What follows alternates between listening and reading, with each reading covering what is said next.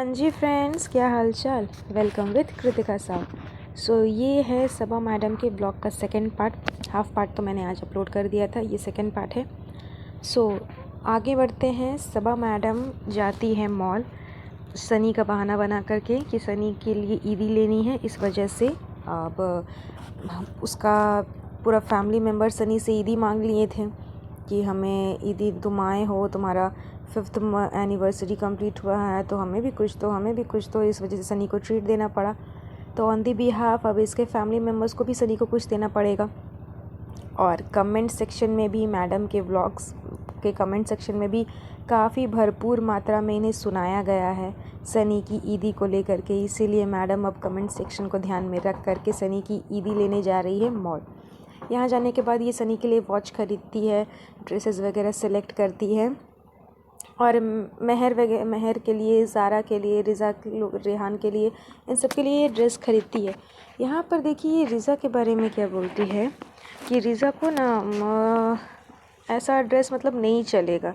उसको लेने के लिए ना मुझे पहले बहुत सोचना पड़ेगा, क्योंकि वो हमेशा बोलती है कि सालू अब भी थोड़ा लूज़ होना चाहिए, ड्रेस थोड़ा सॉफ्ट होना चाहिए। मतलब ये मैडम डायरेक्ट नहीं बोल रही है कि हाँ मतलब रिज़ा थोड़ी वेट उसका ज़्यादा है तो इस वजह से रिज़ा को प्रॉब्लम होते हैं ड्रेसेस में, क्योंकि जान रही है फिर 3 मिलियन पीपल उनको भी तो फेस करना है ना।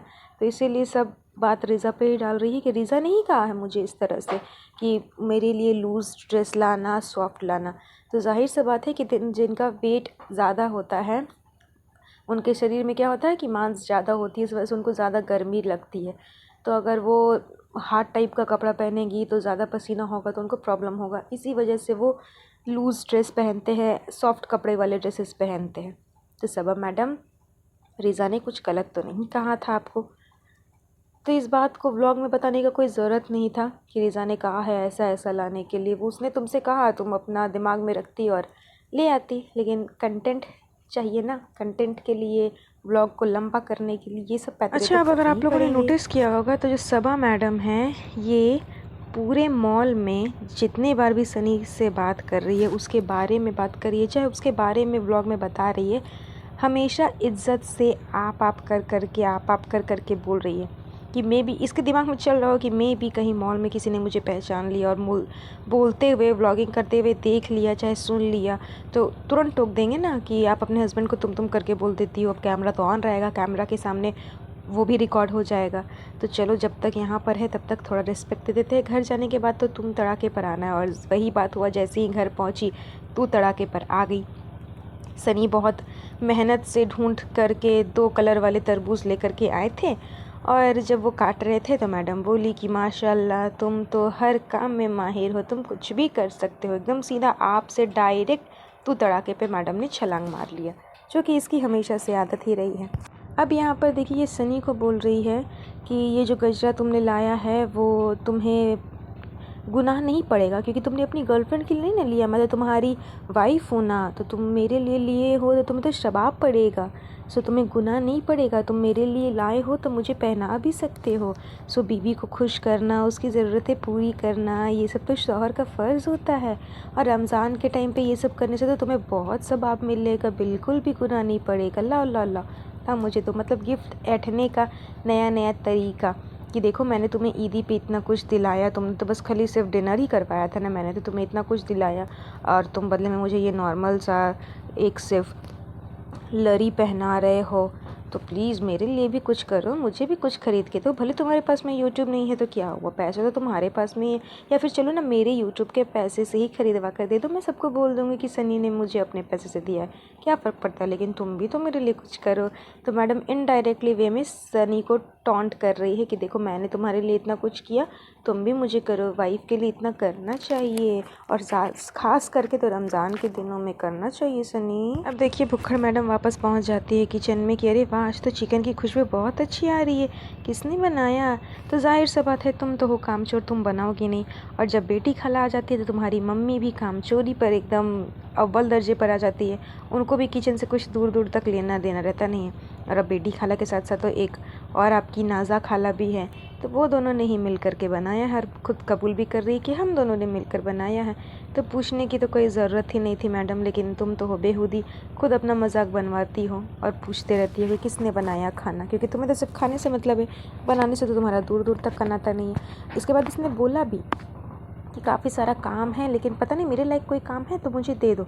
ज़ाहिर सा बात है रमज़ान का टाइम है तो काम तो काफ़ी होगा, लेकिन मैडम बोलती है क्या कि अरे मेरे लायक तो कुछ काम ही नज़र नहीं आ रहा है, चलो चलो मैं सर्व ही कर देती हूँ, सब प्लेट में निकाल कर दे देती हूँ। अब यहाँ पर चिकन ये था बर्गर, उसको मैडम को काटना था, हाफ ऑफ करके देना था, तो खुद मोटी उठ करके जाएगी नहीं कि किचन तक जा कर के नाइफ़ ले करके आए। रिज़ा को बोल रही कि लाओ लो ला चाकू दो ना, मुझे इसको काटना है, लाओ जल्दी जाओ। मोटी से खुद से तो उठा जाता नहीं है, एकदम फुल के गुब्बारा तो हो गई है, इसीलिए बैठे बैठे ही सारा काम करवाना है दूसरों से, खुद तो कुछ करना नहीं है। अब इफ्तार स्टार्ट होता है। स्टार्ट होने के टाइम पे मैडम एक बार अपना कैमरा घुमा देती है, सब दिख जाते हैं, लेकिन इनकी भाभी जान नहीं दिखती। भाभी जान की झलक दिखती एकदम ज़रा सा जब ये अपने भाई शोएब को दिखाती है अपने ब्लॉग में, हल्का सा, कि वो भी इफ्तार में बैठे हुए हैं। बस उसके पीछे रहती है दीपिका, उसका एक झलक हल्का सा एकदम दिखता है, ताकि कोई बोले नहीं कि हाँ सबा तुम्हारे ब्लॉग में भाभी नज़र नहीं आ रही हैं, क्योंकि फिर तो अंदर की बात बाहर आ जाएगी ना, इसीलिए ज़रा सा एक झलक दिखाती है मैडम और उसके बाद कैमरा घुमा लेती है। अब इफ्तार ख़त्म होने के बाद नेक्स्ट डे सनी जी निकल पड़ते हैं अपना वापस घर जाने के लिए। यहाँ पर भी मैडम थोड़ा सा एक्टिंग करती है कि मुझे रोना धोना आ रहा है ये वो, और माता जी की जो पूरी पलटन है वो पहुँच जाती है सनी को ईदी देने, कि लो सनी ये तुम्हारी ईदी है, तुम्हारी ईदी है। एक एक करके सब आती है, उसे ईदी दे करके गुड बाय करती है और सी ऑफ करने के लिए मैडम पहुंच जाती है सनी के साथ में स्टेशन, कि नहीं मुझे अच्छा नहीं लग रहा, मेरे हस्बैंड जा रहे हैं ना तो मैं स्टेशन तक छोड़ने उसे ज़रूर जाऊँगी।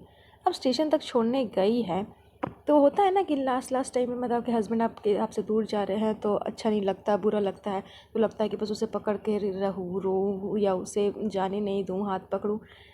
उस फीलिंग में कुछ और करने का मन नहीं करता, लेकिन मैडम को उस फीलिंग में भी ब्लॉग बनाने का मन कर रहा है। लास्ट टाइम पे भी सनी बोल रहे हैं कि हाँ अब मैं जा रहा हूँ, और सबा भी वापस जा रही है, मुझे ट्रेन तक छोड़ने आई थी, मतलब उस समय तक भी इन लोग का ब्लॉग चल रहा है। ये नहीं कि मेरे हस्बैंड जा रहे हैं तो मैं थोड़ा सा इमोशनल हूँ तो कुछ करने का मन नहीं कर रहा। यही बात बोल दी थी तुम ब्लॉग में कि नहीं हम बहुत इमोशनल है, ब्लॉग बनाने का मन नहीं कर रहा है, लेकिन ना ब्लॉग तो छूटेगा कहाँ, ब्लॉग तो चलता ही रहेगा, चाहे दुनिया इधर से उधर हो जाए, मैडम को क्या ही फ़र्क पड़ता है। इन्हें तो बस ब्लॉग बनाना है, चाहे पति साथ में रहे चाहे ना रहे, चाहे 2 पल के लिए आए या फिर चला जाए, बस सिर्फ ब्लॉग ब्लॉग और ब्लॉग, यही ज़िंदगी।